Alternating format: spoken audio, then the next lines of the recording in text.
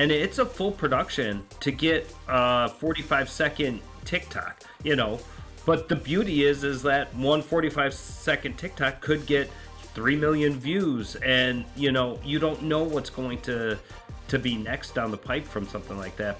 The other saying that people will say, and I blame Kevin Costner for this, Kevin Costner and his Field of Dreams have ruined it for business owners. Because in the back of our heads, we believe if you build it, they will come. If you build it, they will come. And I am here to tell you, if you build it, they will not come. Nobody cares. People only care if you make them care, if you tell them the story. If you build in public and you share the things that you're building, using all the tools that we now have at our fingertips with our smartphone, now people are going to start to care.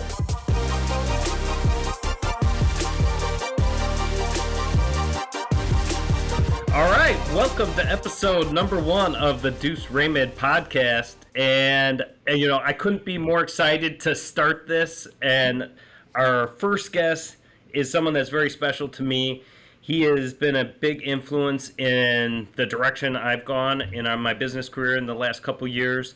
And I guarantee you I wouldn't be sitting here doing a podcast if it wasn't for him. Shawn Walchef, you are a huge influence, like I said. You're so positive. You're the king of digital hospitality. Welcome to the show. I'm so fired up. But I'm kind of upset. You said a couple years. It's been 7 years since we've known each other. That is true. But, we've only really 7 started. years ago, I asked you and Dave to come on the show that I was doing at the National Barbecue Restaurant Association show, the National Barbecue Show in, where were we? Fort Worth? We're Fort Worth, Texas, yep. Yeah, we recruited Stover. We recruited Greg. We set up a podcast studio for multiple podcasters. I had you on the show. That was 7 years ago. Can you believe that? It is crazy to think about. I feel like that's like the last time Greg was out in public in front of people. They don't let Greg Rempe out of the basement. He never goes to any of the competitions or anything. It's so funny to me that he's so into the barbecue culture, but then he doesn't go to different events, which is cool. But he talks to everybody. He knows exactly what's going on.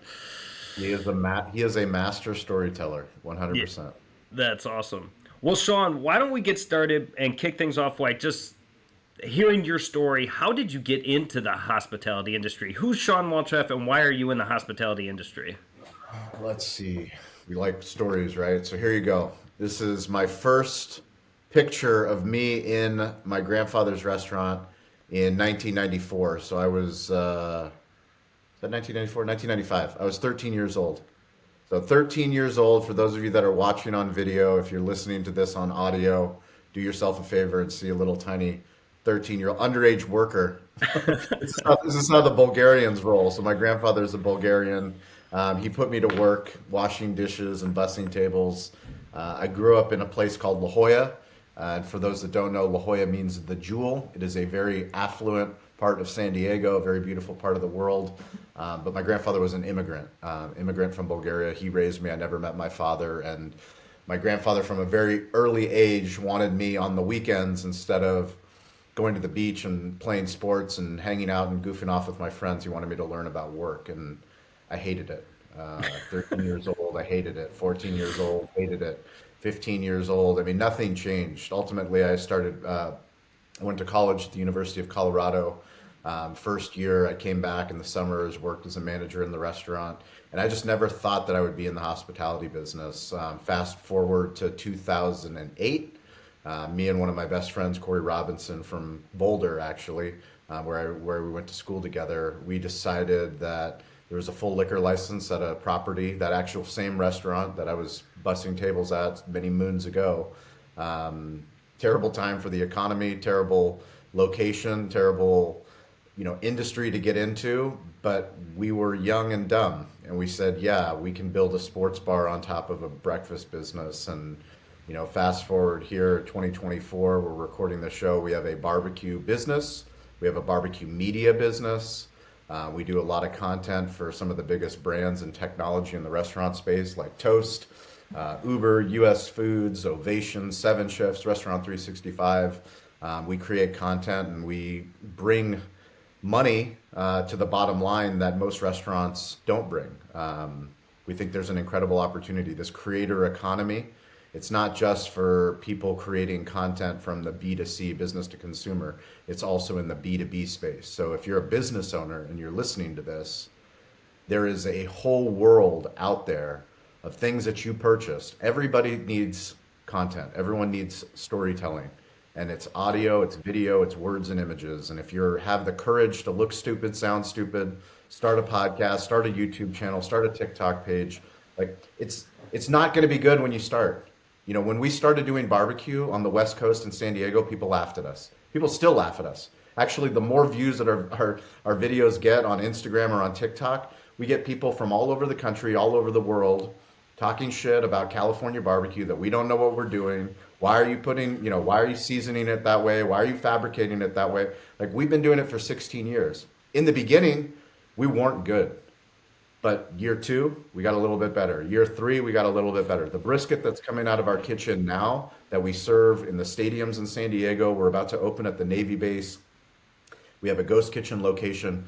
All of the barbecue that we serve throughout our community here in San Diego is way better than when we started in 2009. And that goes the same for content. Yeah. So like, we make our media the same way that we make our barbecue, and that's low and slow. How did you, like, what gave you the thought to focus more on the digital side? Like, going through the restaurant business, I mean, I know in the time like 2006, 7, 8, when we were kind of getting started too, it was always like, oh, we should post this on Facebook, you know, we should have an Instagram page. And it was just like an afterthought or a nice to have or things like that. But why did you take it to the next level? And obviously something clicked within you to keep on going with that. I think anybody that's listening to this, if you're crazy enough to pull out your phone, or, you know, if you're driving, you can do it at a different time. But if you Google Cali BBQ in Spring Valley and you pull up Google Earth, you'll see the actual location. We are off the beaten path in San Diego. There is literally no other restaurants around us, no other bars around us. You know, there's liquor stores, there's tire shops, it's industrial, it's commercial. You wouldn't expect to find a family business, a barbecue business, a craft barbecue, and let alone a media company where we're located. And because of that, we had an inherent belief that we needed to be good at the internet. We needed to be good at Google. We needed to be good at Yelp. We needed to be good at Facebook. You know, Instagram came along. We needed to figure out Instagram. TikTok finally came along. We need to figure out TikTok. We need to figure out YouTube. We podcast. We do all of the things. And the question always is, when I go and I speak at trade shows, going to the National Restaurant Association show in Chicago, speaking there, speaking here on the West Coast. I've been to Toronto to speak, talking to other restaurant owners and hospitality professionals about social storytelling. Why do you do it? What's the ROI? I'm like, there is no restaurant on earth that's getting paid by the best restaurant technology brands to produce stories on social like we are. No. There aren't. Like, we literally last year passed 7 figures in media revenue. So either that's sponsorship revenue coming in for our show, Restaurant Influencers, or Digital Hospitality. Those are the 2 weekly shows that we do. Or we produce shows now for restaurant groups as well as technology companies. We have a production team, Cali BBQ Media, that does that for other teams. But that wasn't in my business plan back in 2008 when we opened up the breakfast business and brought in a sports bar and added a liquor license. Like, we've just continued to evolve to where we are now, which is we're a barbecue media company. And, you know, less people are laughing. The people that we know, that we respect, we have the top hospitality professionals fly into San Diego, and the first place that they come is to Cali BBQ, to film a podcast, to take a video on the roof, to make a TikTok video, to try our barbecue, and to figure out some sort of content deal, which goes way beyond us selling a rack of ribs or selling a pound of brisket. 100%. And it's so awesome to watch online and from afar. And we always, get to touch base with each other, not regularly enough, but just to see you online doing your thing. And then when I finally get a chance to talk to you, to get updated on all the behind the scenes stuff is just amazing to see the progression.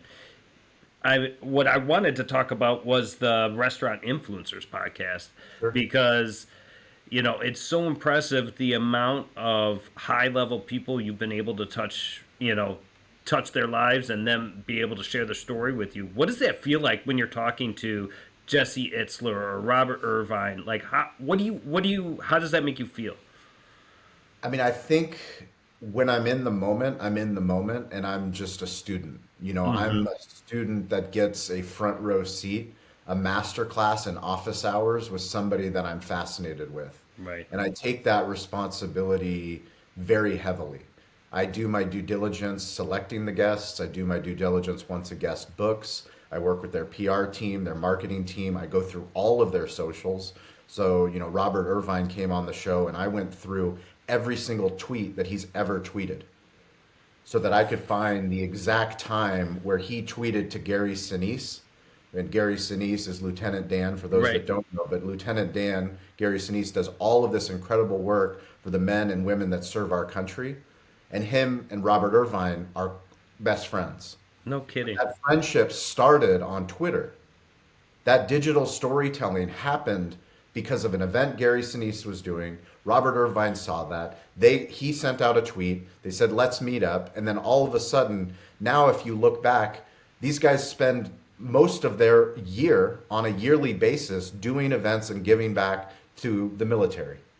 And that all started with a digital communication. But for me, I'm not going to take for granted that I have Emeril Lagasse or that I have Robert Irvine or Rob Deerdeck that come on the show.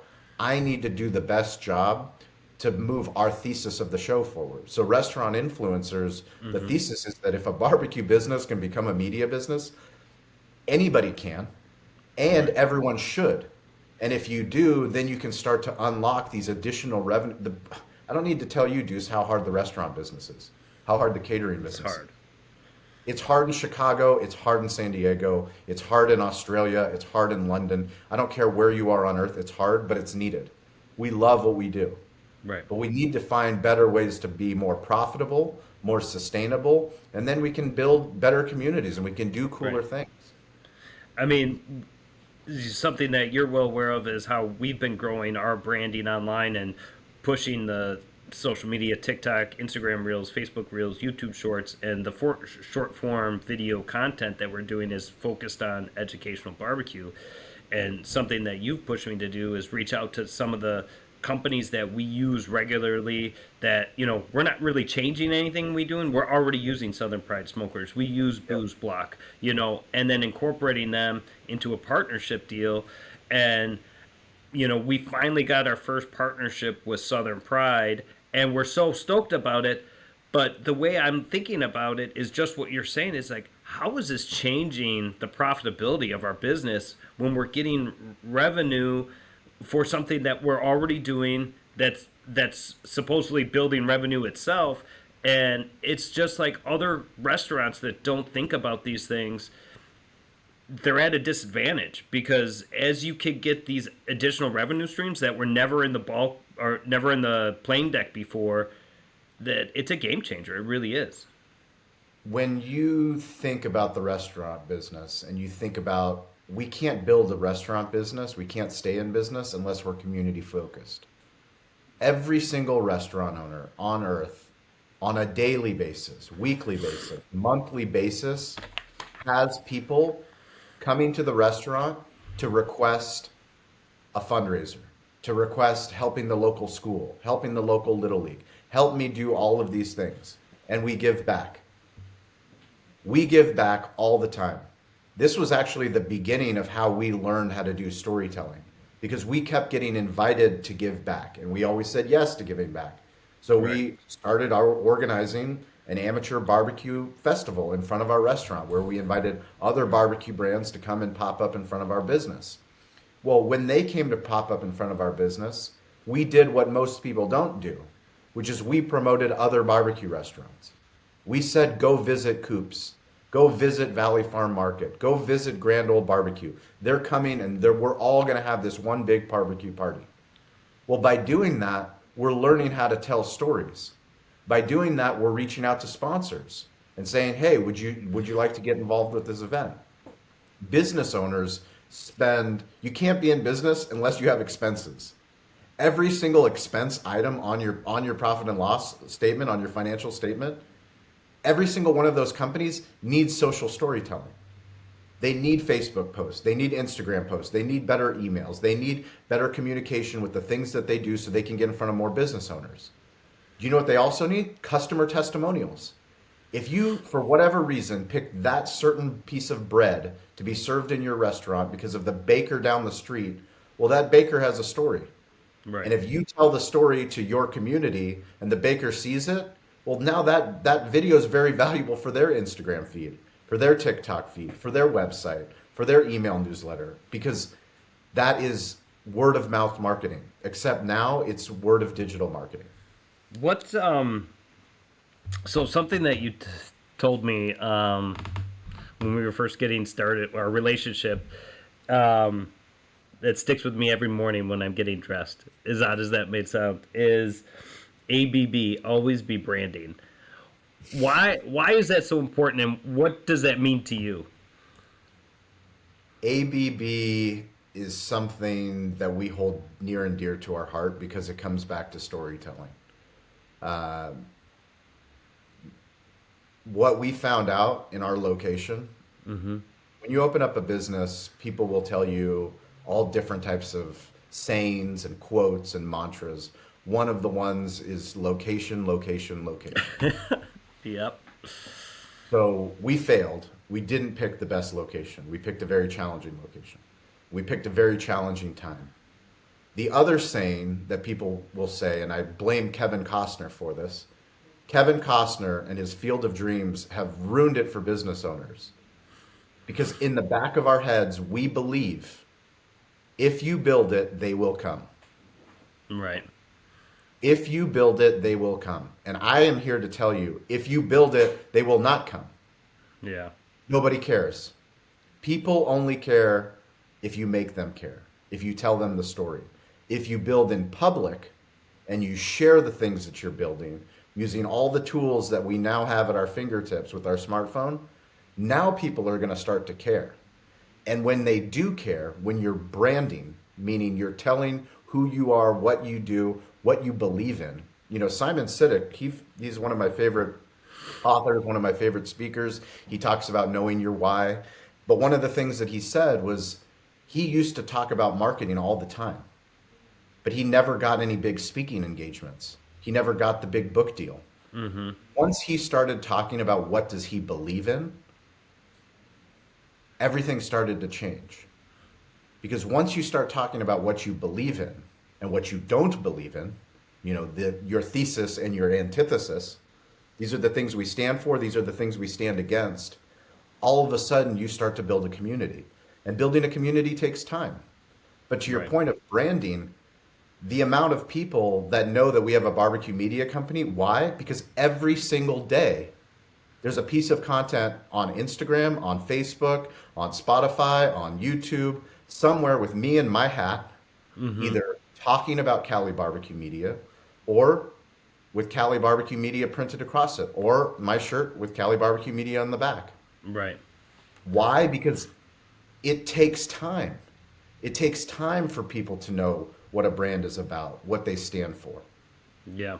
Yeah, that's the way I think about it, is like you could be in front of the same group of people every single day when I go to the gym, but one day it's going to click like, this guy's in the barbecue business and maybe I should check out Duce's Wild online, or I should go to Sweet Baby Ray's Catering. Because I swear to God, every morning I go and I'm just going to the gym, but I always think about it. Either I got a Sweet Baby Ray's hat or a Duce's Wild shirt or a Duce's Wild hat, or I have something on. And then at the office, I always have a Duce's Wild shirt or a Sweet Baby Ray's Catering or whatever the case may be, because you never know who you're going to be in front of and what opportunity is around the corner. And it could be something as simple as what you're wearing that day, to make that relationship happen.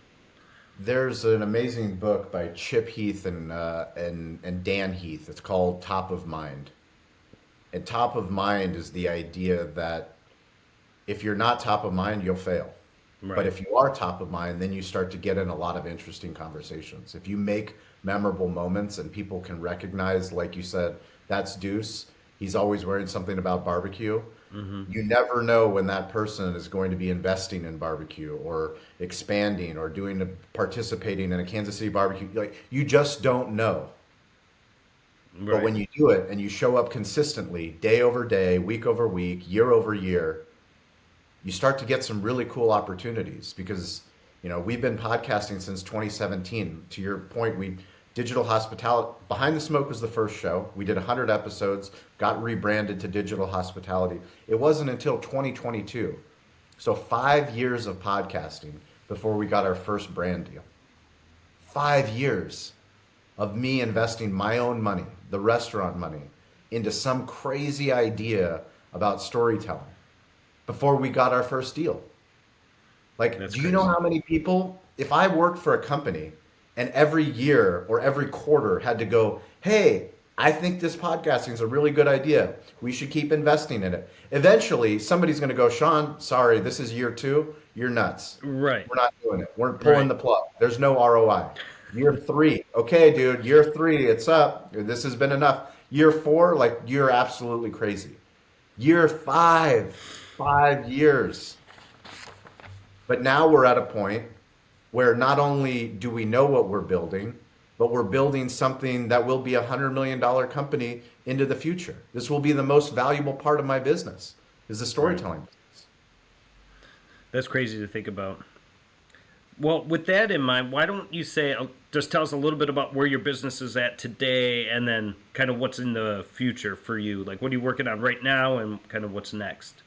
So the biggest thing we're working on is, on the barbecue side of our business is opening up at the Navy Exchange, so San Diego Navy base.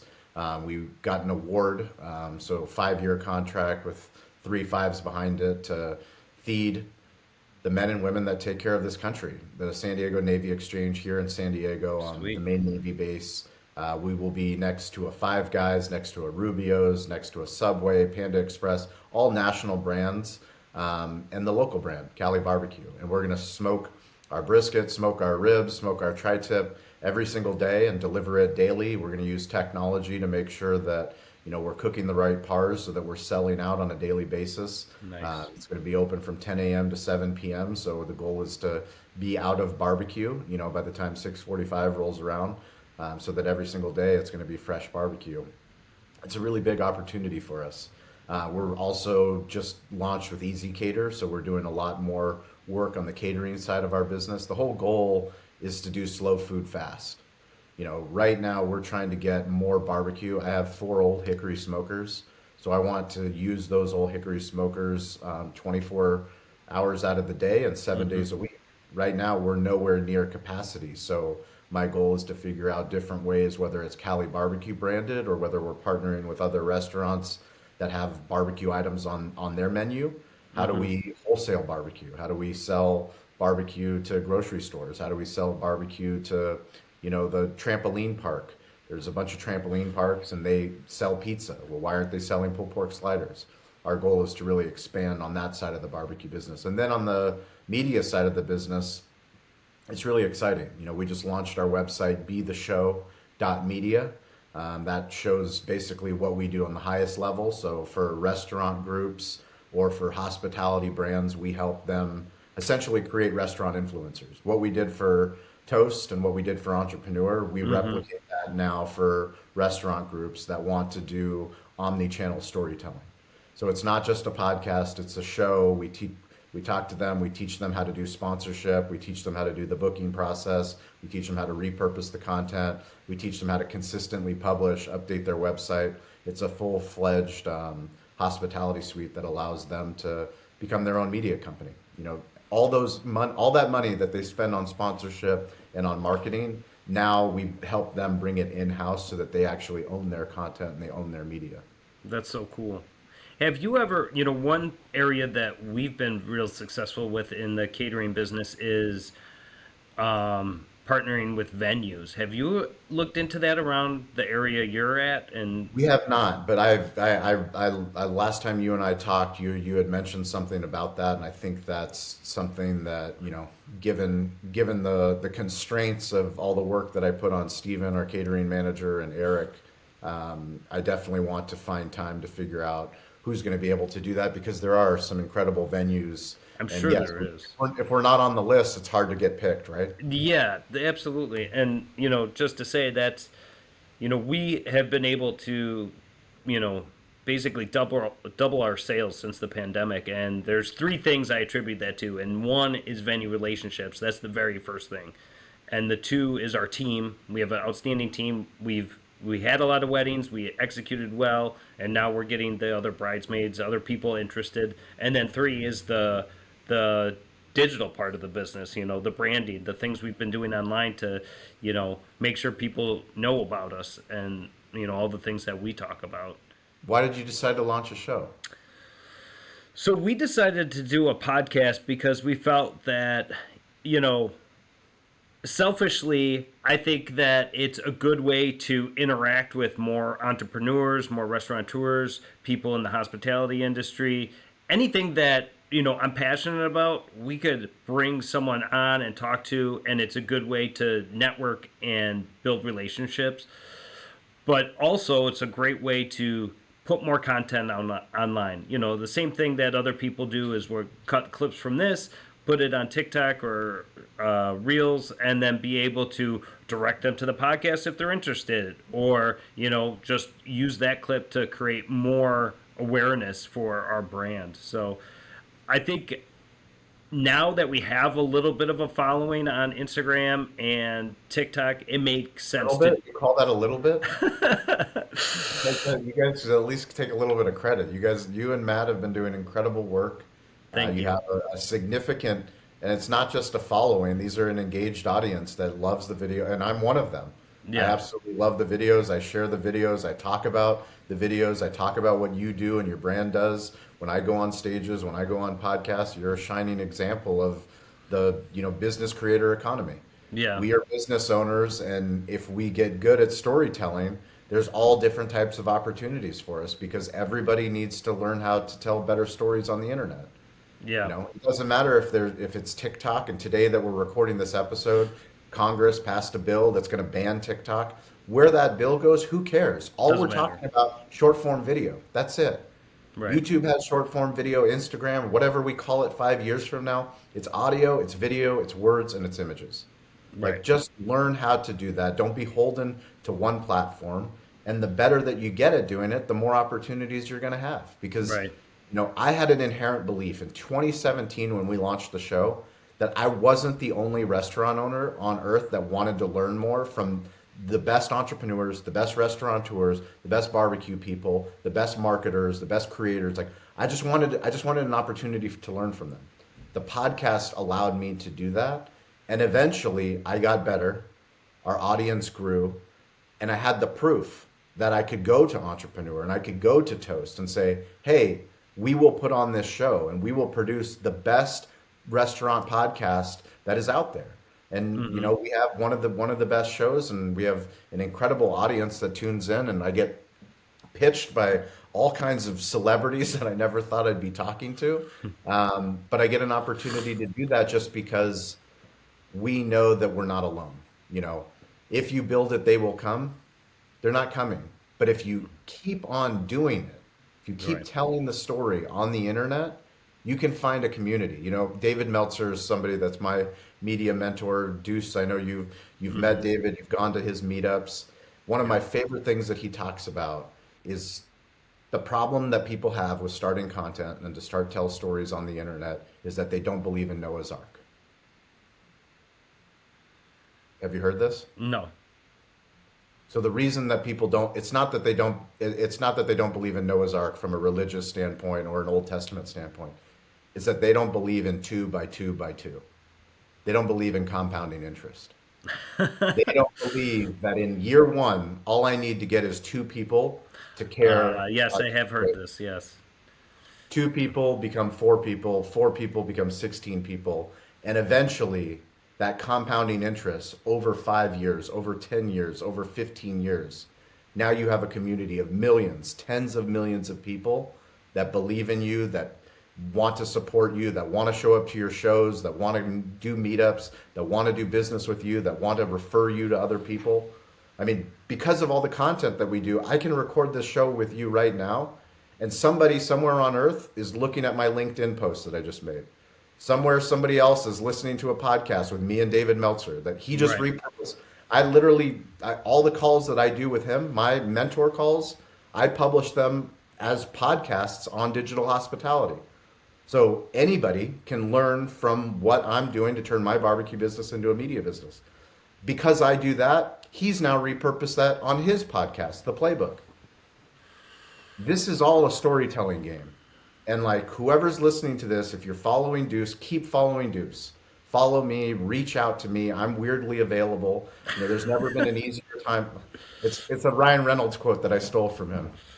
Weirdly available. You're laughing because you know it's true. Yeah. No, I'll call you up after the gym or something like that. I know it's like 4:30 in the morning your time, and I'll text you, and you're like, "Give me 2 minutes," and then it'll get back to me. I'm on it. Yeah, that's awesome. What's going on at the restaurant show in Chicago in a couple weeks here? Oh, Or a that's month going to be or so? amazing. So we're really excited. We're hoping to nail down some dates. Right now, we're working logistically with Toast. So we have a show on YouTube called Family Style. So we're hoping to lock in some Chicago dates, whether that's before the show or after the show. And once we get those cleared up, then we're going to find out, if we're going to be having any big events, possibly at Sweet Baby Ray's. We kicked off an event last year. If you guys go to YouTube, you can check out Cali BBQ Media. We did a full collaboration with Duce. He went through the barbecue process with some of the biggest restaurateurs and restaurant technology executives. We all got to go out to Wooddale, which was really Yeah. cool. Hope we can do that again this year. But yeah, every single day at the show, we have brands that are activating with us. So whether it's Marquee, which is a platform that allows you to publish to over 80 different sites. So Yelp, Google Maps, Marquee is a one-stop platform where we can publish menu updates, location updates, anything that's going on with your business. It's a great digital hospitality tool. We have Davo, which is a sales tax automation. We have Ovation, Seven Shifts, Toast, Restaurant 365, Atmosphere. A lot of brands that we're working with to, Have have you? I don't want to forget this before I ask. Have you implemented dynamic pricing or juicer at all ah, in your company? I'm happy you asked. So for those of you that are watching the video, I'm holding up Monday's edition of the Wall Street Journal. This is a proud Cali barbecue moment, but restaurants experiment with surge pricing, and Cali Barbecue is the lead in the story. No way. Yeah, you didn't know that? No. Yeah, dude, yesterday I was on Australian radio in Perth. Last night I was on a radio program. I was on national news, interviewed for Nation's Restaurant News. Um, but yeah, it says if you're hungry for barbecue on a Saturday night this month, the delivery of a pulled pork sandwich from Cali Barbecue could cost you around $18. Or you could hold off a few days later and order the same sandwich on a weekday afternoon around $12. Restaurants like San Diego Cali Barbecue are experimenting with a form of dynamic pricing long used by airlines, hotels, and ride-hailing services. So let me just comment about that. I was just watching something on Reels about like what it takes to be a chef, and it's long hours and low pay Chef. and all this stuff. And it's like in the comments, they're like, "Yeah, but why are we accepting this?"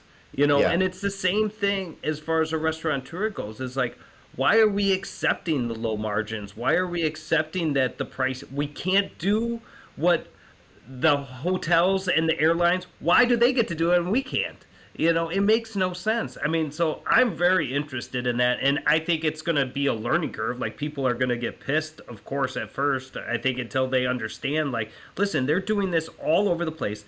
And if pricing is that much of an issue for you, then come back on Sunday at 11 when nobody else is in the restaurant and you can get your $10 pulled pork sandwich. You know? Do you know what the problem is? What's the problem? The problem is the media. The media that's telling the story. They're, I talked to this reporter from the Wall Street Journal, and I was very clear that we do not do surge pricing. You know Yeah, what the definition of surge is? I can It's a imagine. sudden, powerful force or upward movement. That's what surge is. When we're talking about surge pricing, it's referring back to what Uber did, where it was 2x, 3x, 4x the traditional fare. So instead of a $40 trip, it was $120. This Right. is surge pricing. Dynamic pricing, on the other Yeah. hand, is incremental changes. Right. Technology doing, and also to the benefit of the consumer. Right. As a consumer, if you don't need to get the barbecue at 12 o'clock on a Sunday and you'd like to pay a little bit less per pound for your brisket and you're willing to pick it up at, let's say, 10:45, as long as Cali BBQ can communicate to you, hey, if you order it at 10:45, you're going to save you and your family $24. Great. Well, Hmm. I can only come at 12 and you're going to have to pay $24 more. Well, Right. people are going to be okay with that. The peaks and valleys of business is the problem. This is just basic supply and demand. Happy hour pricing has been around forever. That is dynamic pricing. Early Right. bird pricing is dynamic pricing. Right. But the media has put it out there that restaurateurs are surging. I'm not surging anything. If I was surging, I would go out of business. Right. I want to benefit the customer. I want more customers. I want lifetime customers. You think I'm in the transaction business? This has nothing to do with it. I'm not trying to make 20 bucks off of one person and laugh and go, oh, I really got them.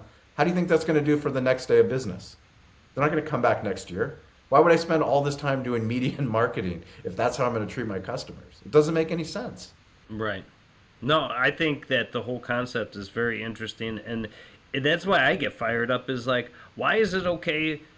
People just accept, oh, it's we're flying on spring break, that the prices are going to be higher than Yeah. normal. People accept it in other industries, but Do you pay like the to your same price point, for milk when you go grocery shopping? what's that? No. Do you pay the same price for milk when you go grocery shopping? You Well, don't. yeah, Prices change hmm, everywhere. The price changes on gasoline. right, Like, this is economics. But people are used to a paper menu that's printed. And because the paper menu is printed and it's changed once a year or once a quarter at a restaurant, there's no thought that digitally we can change the pricing that happens in our restaurant. And the goal isn't to punish the customer. The goal is to right, stay in business, to build a yeah, profitable and sustainable business. yeah, exactly. That's so interesting. Well, who is the guy that runs Juicer? Ashwin, Ashwin. Ashwin Kalmani. And if you're not following Ashwin on LinkedIn, he is the best person to follow on LinkedIn. He lives in Austria. He builds in public. He does videos every day, but he's educating the industry. He has a background in the hotel and lodging industry where they've long done dynamic For pricing. And sure. the That's so technology that cool. he's bringing to restaurants is revolutionary for sure. How does Duce manage to be a dad and a businessman? I'm very blessed right now where my career has gone, and that we've been successful enough so I can build a team so I'm not here every single night and have to go to every event. So I'm in a place where I can live somewhat of a normal life as well as being an entrepreneur and business owner. So I get to go home for dinner most nights. There's special events, and sometimes we're filming late or there's tasting for a high-end client or something like that I have to be here for. But for most nights I'm at home for dinner, or most of the time it's running around picking up for gymnastics or soccer or swimming or whatever the girls are doing. So I'm, a couple steps along in my career where, 5 or 6 years ago it wasn't like that. And I was working too much and stuff like that, but I have a little more balance right now. What about for you? That's actually what I was going to ask. What's going on this weekend with the kids? What are you guys doing? So my son just started playing soccer, which has been really cool. He played baseball last year. Now he's testing out soccer and testing out basketball. He's Sweet. having a blast doing it. My daughter's starting gymnastics this week. Oh, Uh, wow. Next week is their spring break, and they're get to go with dad. Dad is going. Cali BBQ Media is going. We have some clients that are going to be at the Pizza Expo and the Bar and Restaurant Show in Las Vegas. So Oh, uh, nice. starting the trade show early, so I'll be at the Pizza Expo on the 20th, doing some work there with Ship Day. Ship Day is a technology company that helps with self-delivery. So a network of drivers, but it's software that will actually automate those drivers the same way that DoorDash, Uber Eats does, but it's so you can do it yourself. We're going to be doing some content there, and then also bar and restaurant show. But the craziest thing is my kids, like 2 weeks ago, they came to me on a Sunday morning to me and my wife, and they're like, my son said, "Dad, I'm ready to launch my YouTube channel." I'm like, "What?" I bet he did. 100%. He's like, my friend has a YouTube channel and he has 3 videos up and he already has 7 subscribers. Dad, I want to launch my YouTube channel. And I was like, all right, if you want to launch it. So Nice. 2 weeks ago, we started the Colleen and Mila YouTube channel, and I've got my daughter painting nails and my son playing with monster trucks, and we're having fun telling stories and doing the stuff that Dad does. I mean, I think probably one of the funniest videos that I made was coming back from Bulgaria. We went to Cali BBQ. I took my son, and Bernice was in the back fabricating the ribs and seasoning them. And I was taking a video for TikTok, and my son's standing next to me. And he's like, "Dad, is this what you do all day?" I'm like, "What are you talking about?" He's like, "Is you just take videos while everybody else works?" I'm like, "Yes, I take videos while everybody else works." Welcome to the barbecue media business, son. This is what we do. We're in the storytelling business. Yeah, that's so cool. And people don't understand how much time and work and everything making the videos actually takes. Everything that we do for Barbecue Like a Boss, I mean, it's a full production. When we have Bianca, who is our videographer, does an amazing job, but it's setup time for her. It's menu planning from on my side. The kitchen guys do some prep work. I do some prep work. And it's a full production to get a 45-second TikTok, Yeah.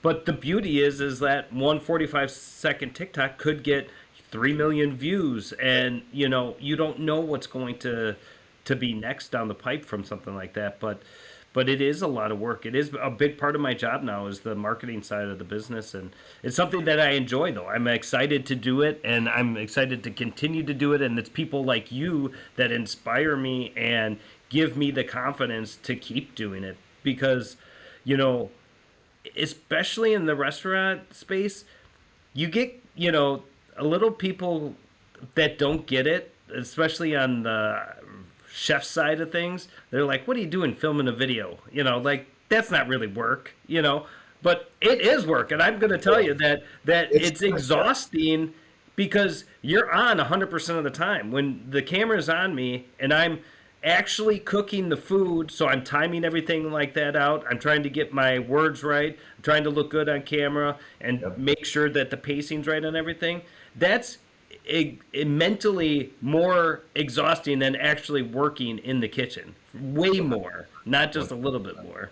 Yeah, the work that we're going to do in Chicago, I mean, we used to hold professional barbecue contests, amateur barbecue contests, like organize the whole thing, take 6 months, a whole year to prepare. And like, that was a lot of work. Like, I'm talking like 22 hours out of the day, where we have teams, our restaurants participating, talking to sponsors, talking to vendors, talking to people. But like what we do in Chicago, where every single hour I've got a different client that is the best technology in their space, and they're paying us significant money to make podcasts, to make videos, to do customer testimonials, like going from booth to booth to booth to booth, from like literally from 8 a.m. in the morning until 8 p.m. at night.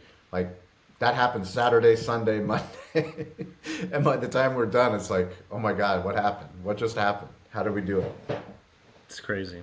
What inspires you? What podcasts do you listen to, or what content do you look at to keep your juices flowing? I mean, obviously, I'm a Gary Vee fan. I'm a fan of David Meltzer. I'm a fan of Tim Ferriss. I'm a fan of Ariana Huffington, of Oprah Winfrey, of anybody that's in the storytelling space. Joe Rogan, everybody that's doing new media. I think I'm really fascinated with the fact of the Rob Dyrdeks of the world, where not only did he create a show where he was the talent, he created a show where he was the owner. He was the one structuring the deals. He was the one getting distribution through MTV.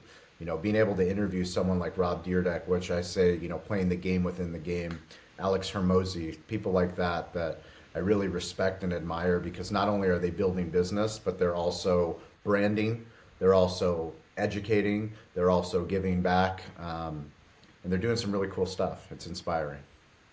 What's your hot take on Jake Paul and Mike Tyson? Hot take. First of all, I saw the Jake Paul documentary on Netflix, and if you haven't seen it, I highly, highly recommend it. Really? Much more respect for Jake Paul after watching that. Nice. I won't be surprised if Mike Tyson knocks him out. Yeah, that's what I I mean, think. I will not be surprised in the slightest. I will actually be more surprised if Mike Tyson does not knock him out. I'm with that side of things too. But it's brilliant. If you think of like Right. the P.T. Barnum principle, if people aren't talking about it, that's the problem with boxing. Is like if you didn't have someone like Don King and Boxing Mike was almost dead. I mean, it really was very close to dead with the UFC. I mean, this is amazing. I think it's great. I think it's entertainment. I think it's fun. I think Mike Tyson has that, even though he's a bad boy, he's like a hero in that time frame. Like for us as kids growing up, Mike Tyson was like the unbeatable giant, So I think it's really cool. Well, I'm proud of you, man. Congratulations on the show. Hey. Anybody that's listening, please reach out to me. I'm weirdly available at Shawn P. Walchef, ShawnPWalchef. Instagram's probably the quickest digital playground, but I'm on TikTok and LinkedIn and Facebook and all Shawn, the you're time. so professional. I didn't even have to tell you to do that. I've done a couple shows. This is not your first podcast. Yeah. Oh, well, thank you so much for being on the show, and thank you for being our very first guest. It means so much to me. It really does, and you keep inspiring me, and you keep pushing me to do more online, and I appreciate it, man. I really do. I'm proud of you guys. I can't wait to promote the show. Can't wait to grow the show. Can't wait to send guests your way. Yes, Really absolutely. excited for you guys. I'm doing a live show too. We'll figure that out next. Okay, yeah. What about just filming this while I'm doing the show I live? do that. All of Yeah. it. The answer is yes. The answer is yes. We didn't talk about that. On the next show, we'll talk about the answers yes. All right. All right, love you, brother. Love you too, man. Peace. All right, bye.